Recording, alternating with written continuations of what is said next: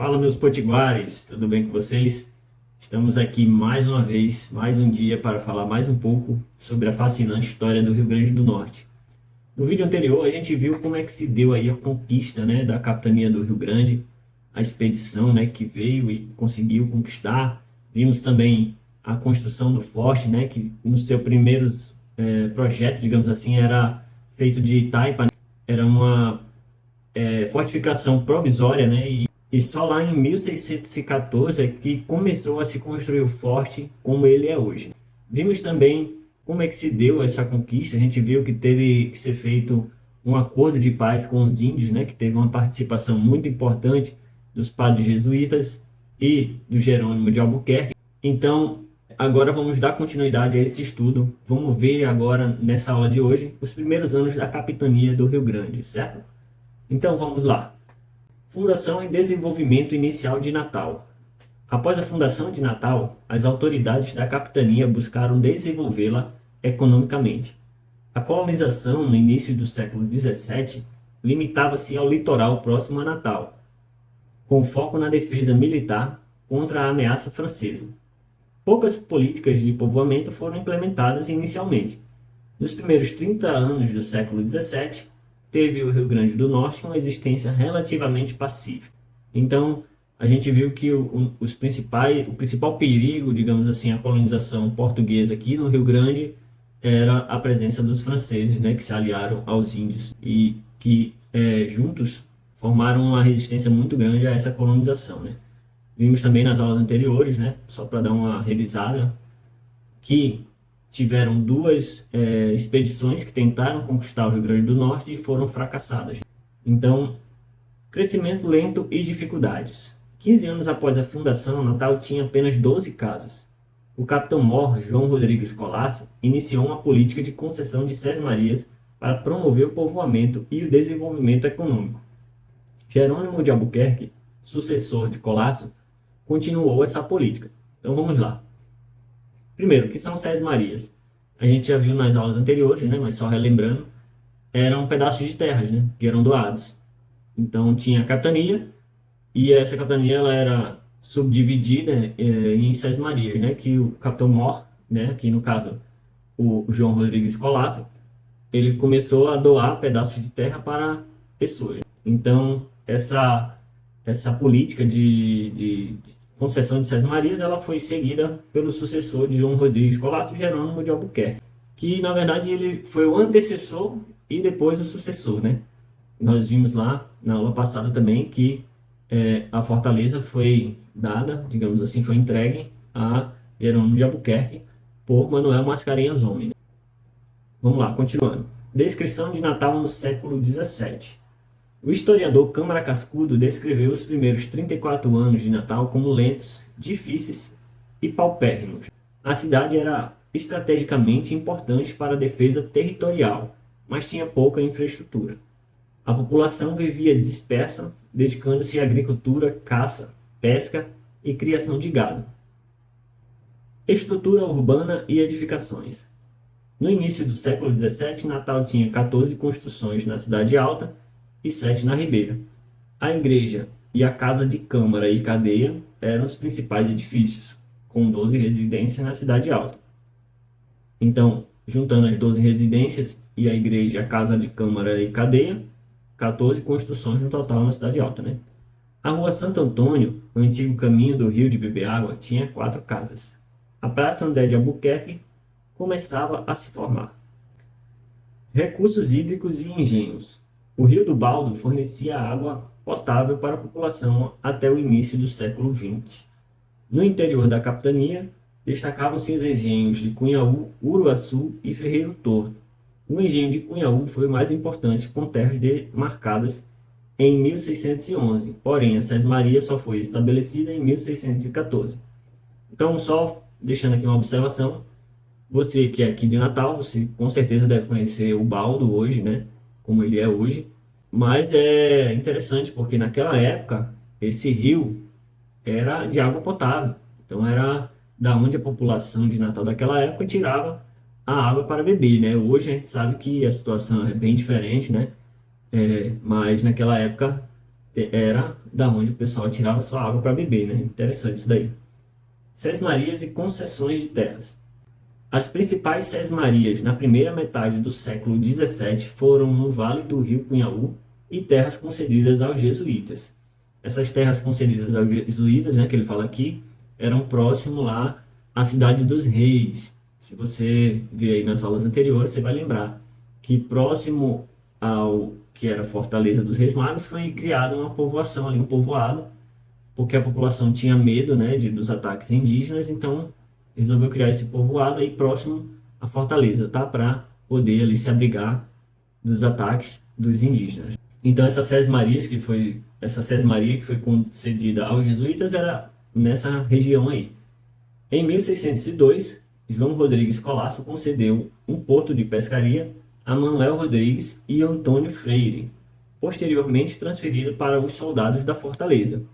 Então, esse porto aqui de pescaria é onde hoje se encontra aquele batalhão de artilharia do Exército, certo? Para quem mora aqui em Natal vai saber, fica ali praticamente embaixo da ponte Newton Navarro. Então, é onde era esse porto aqui, né? Vamos lá. Política de concessão de sesmarias e reclamações. O que foi isso? A concessão desenfreada de sesmarias gerou uma onda de queixas, levando a medidas regulatórias ordenadas pela metrópole em 1612. Alexandre Moura e Manuel Pinto Rocha foram encarregados de regularizar as concessões, confirmando ou revogando as anteriores em 1614. Então, houve ali bastante reclamação, né, dessa distribuição desenfreada de sesmarias. E também o fato de algumas sesmarias terem um tamanho muito grande, né? Como foi o caso das sesmarias lá do Vale do Cunhaú, né? Que o Jerônimo de Albuquerque, né, ele concedeu essas sesmarias aí para os seus filhos, né? Então, houve uma reclamação muito grande, o que fez Portugal, né, mandar esses dois caras aí, Alexandre Moura e Manuel Pinto Rocha, para resolver essa situação. Então, a situação da capitania do Rio Grande. A capitania tinha poucos habitantes, com cerca de 80 homens brancos, principalmente militares da Fortaleza dos Reis. E muitos desses homens aqui não moravam aqui, as suas famílias não estavam aqui, né? Eles vieram lá de Pernambuco, né, da Paraíba, e estavam instalados aqui com um objetivo, né, de trabalharem aí na proteção da nova cidade, né, que foi fundada ali em Natal, né. A população local incluía pescadores e roceiros, com poucas famílias estabelecidas. A economia era limitada, com uma estreita faixa costeira destinada ao cultivo da cana-de-açúcar. Então vamos lá. O que é interessante falar aqui? O que estava ali no auge ali era o que? Era a cultura de cana-de-açúcar, né? Então, como as nossas terras aqui não eram propícias, pelo menos aqui na área aqui que compreende Natal e a região metropolitana, né, não tinha um solo muito propício para o plantio de cana-de-açúcar por causa, né, principalmente das dunas, né, um terreno muito arenoso, enfim. Então, não chamou muita atenção por causa disso. O que eles queriam naquela época, principalmente, né, era plantar cana-de-açúcar. Por isso que Pernambuco aí se destacou, porque lá a terra era bem mais propícia para isso, né? E também a Paraíba também, né? Então, aqui no Rio Grande do Norte, para você que conhece aí um pouco de geografia do Rio Grande do Norte, nós temos a Zona da Mata, que é a parte aqui litorânea mais ao sul, né, de Natal, que é uma região que é propícia, inclusive nós falamos aí do enchente de Cunhaú, fica nessa região, a Zona da Mata, né, onde tem chuvas constantes e o solo ele é muito bom para plantio. Então, nessa região, sim, houve assim um desenvolvimento dessa cultura de cana-de-açúcar, né? Mas aqui em Natal e nas redondezas, não. Então, a população vivia praticamente de plantar roçados, de caçar, de pescar, né? Como ele fala aqui. Uma consequência direta da expansão da economia açucareira foi o quase desprezo pelas atividades acessórias ao modo de vida dos colonos, relegadas ao setor de subsistência, no caso aqui de Natal, né? E o gado, fornecedor de carne ruminante, força motriz dos engenhos, foi um deles. Então, como eu falei agora há pouco, né, o foco estava todo voltado para a cana-de-açúcar. Então, as demais coisas ficaram ali marginalizadas, digamos assim, né? O que sobrou para a gente, digamos assim, né, foi a criação de gado. A gente vai ver isso aí daqui a pouquinho. O crescimento da renda com a exportação do açúcar fez crescer também a ocupação dos solos e destarte a demanda pelo gado, visto que todos os que estavam envolvidos na produção de açúcar comporem a sua dieta à base da carne bovina e necessitarem também da força tracional dos bois para o transporte e a moagem da cana.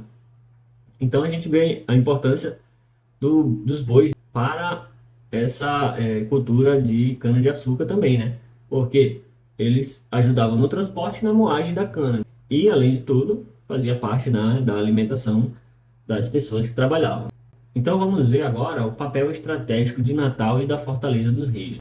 Fortaleza dos Santos Reis serviu como base de apoio para a expansão colonial, mesmo antes de ser concluída.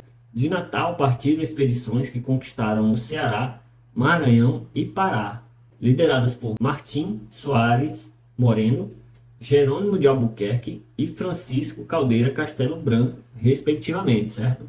Nós vamos ver aqui em relação principalmente a Jerônimo de Albuquerque, como fala aqui na última parte, ó, por ter expulsado os franceses do território brasileiro, recebeu o sobrenome Maranhão do rei Felipe III da Espanha. Por quê, né? Jerônimo de Albuquerque, ele participou e foi figura importantíssima, né, na conquista do Maranhão e expulsão dos franceses.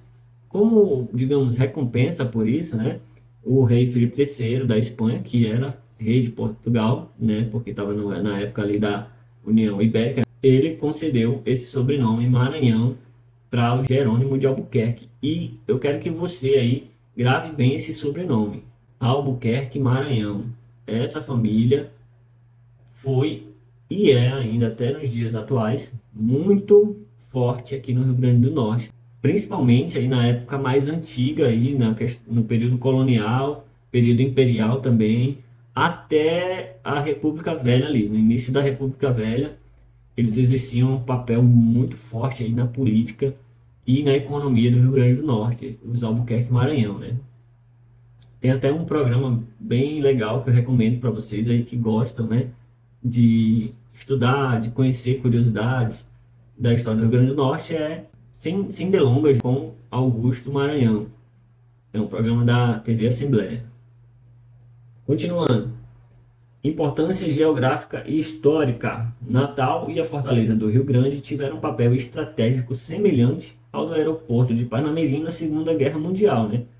A localização de Natal foi crucial para a integração do Norte ao território nacional.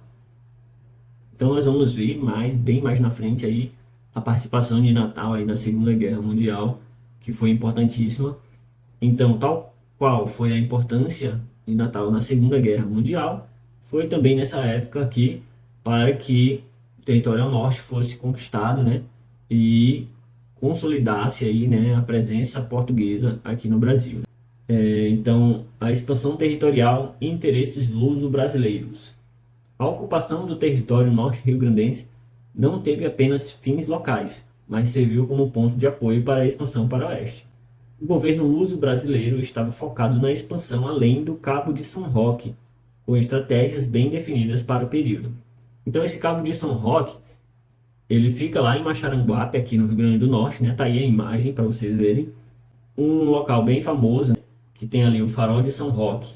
Então, para quem não sabe, é o ponto mais próximo da África, continente africano, que temos hoje no Brasil. É esse Cabo de São Roque, certo? Só uma curiosidade aí para vocês. Preocupação portuguesa com a presença estrangeira. Vamos lá novamente.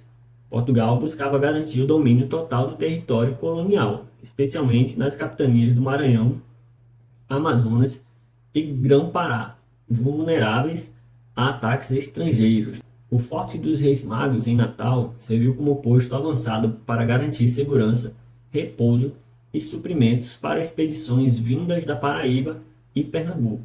Papel estratégico da Fortaleza dos Santos Reis. Fortaleza dos Santos Reis era crucial para monitorar a presença francesa e o estado dos índios, além de servir como base para expedições ao norte, como a gente já viu.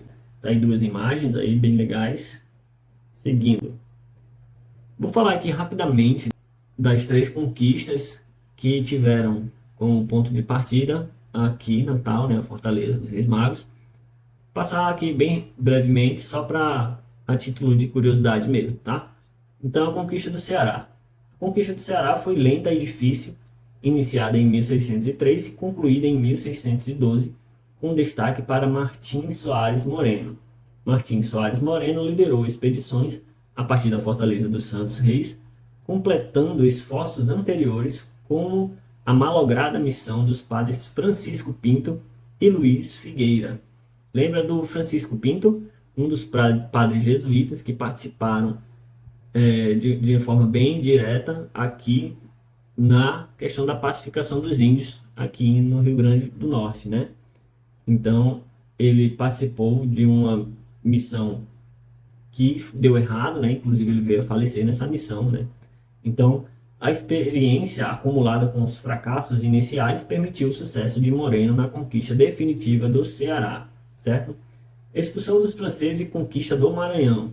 A presença francesa no Maranhão consolidou-se com a fundação de São Luís em 1612, parte do projeto da França Equinocial. O interesse português no Maranhão era motivado pelo tráfico de pau-brasil, pela proximidade da foz do rio Amazonas e pela crença em minas peruanas, né? Jerônimo de Albuquerque foi uma figura central na expulsão dos franceses e na conquista do Maranhão pelos portugueses, como a gente já viu, né, anteriormente. Aqui eu não vou entrar muito em detalhes, certo? Como eu falei, é só mais a título de curiosidade, tá? Então vamos continuar. Importância estratégica da foz do rio Amazonas. A região era cobiçada por europeus, ingleses, franceses, holandeses e irlandeses, devido ao acesso à bacia amazônica e à possibilidade de alcançar as minas do Peru. A expedição portuguesa para conquistar o Pará partiu de Natal em 1615, liderada por Francisco Caldeira Castelo Branco. Em 1616, foi fundado o Forte do Presépio, origem da cidade de Belém, consolidando o domínio português na região. Então, fica aí, só a título de curiosidade, essas 3 conquistas que partiram aqui do Rio Grande, para vocês terem uma noção melhor da importância do forte, como esse baluarte aí da conquista do norte, certo? Situação de Natal no século XVII. Natal, um pequeno povoado com cerca de 100 habitantes, excluindo os militares da Fortaleza dos Reis, né? Natal era cidade apenas no nome, né? A população era composta majoritariamente por indígenas e mestiços, com poucos colonos brancos. As principais atividades econômicas eram pesca, pecuária, extração de sal e agricultura de subsistência, né? Depois da cidade, há referências, né, ao ribeiro de água doce de que bebe a cidade. Trata-se do atual Rio do Baldo, cujas águas serviam à população natalense até o início deste século, né? O mesmo provém da atual lagoa de Manuel Felipe, no Tirol. Então, aí, mais uma vez, falando aí desse rio de beber água, né? Que é quem servia a população de Natal nesses primeiros anos aí. E o mesmo rio provém da lagoa de Manuel Felipe, que hoje, né, para você que tem conhecimento melhor aqui de Natal, provavelmente conhece aí a cidade da criança, né? Então, aquela lagoa mesmo ali que dá origem a esse rio do Baldo, que deságua, né, no rio Potengi. Desenvolvimento econômico e povoamento. A pecuária cresceu a partir de 1630, a ponto de ter 20 mil cabeças em 1633, tornando-se um dos motivos para a invasão holandesa. Já estou dando um spoiler aí para você que não conhece nada da história do Rio Grande do Norte. Houve a invasão holandesa aqui no Nordeste, né? E incluiu a região de Natal, certo? Uma porção ali do Rio Grande do Norte. Então, um dos motivos para essa invasão holandesa era justamente o nosso gado, né? Que criou bastante força, né? A partir ali de 1630, né? O sul da capitania foi mais ocupado, com destaque para os vales do rio Pitimbu, Pirangi, Trairi, Jacu, Curimataú e Guaju. O norte da capitania foi ocupado mais lentamente, com o povoamento não ultrapassando Maxaranguá. As áreas de ocupação da capitania estavam mais ao sul de Natal, destacando-se que Monteiro, no seu livro, né, esse historiador Monteiro, chama de Corrente Sul, a única em que efetivamente o povoamento teria por base a atividade açucareira. Foi nessa faixa, a zona da mata, que eu já falei aí para vocês, que as condições de solo e clima propiciaram o cultivo e beneficiamento da cana-de-açúcar. O primeiro engenho da capitania, aí estabelecido, deu origem à povoação de Cunhaú, que juntamente com a cidade do Natal, constituía os dois núcleos populacionais então existentes, enquanto Natal constituía o centro de poder político-administrativo da capitania do Rio Grande, a povoação de Cunhaú era o centro econômico. O engenho aí situado, exportando açúcar para Pernambuco, além de milho e farinha, constituía então a fonte de renda básica da capitania. A ameaça holandesa, né? Então, após a tomada da Bahia pelos holandeses em 1624, a população do Rio Grande ficou alarmada, né? Em 1625, os holandeses saquearam o engenho de Cunhaú, levando gado e açúcar. A invasão holandesa no Rio Grande do Norte ocorreu em 1633, marcando o fim de um período relativamente pacífico. Então nós vamos ver aí na próxima aula, em mais detalhes, como é que se deu aí essa ocupação holandesa aqui no Rio Grande do Norte, certo? Então com isso, nós finalizamos aqui essa aula. Espero que você tenha gostado. Deixe aí seu comentário construtivo, deixe o seu like, tá? Se inscreve aí no canal do YouTube, no nosso canal do YouTube. Segue a gente nas redes sociais, no nosso Instagram, certo? E fica aí ligadinho, que no próximo vídeo tem muito mais informações, curiosidades, fatos históricos sobre o nosso grande Rio Grande do Norte, certo? Um abraço para vocês e até a próxima. Valeu!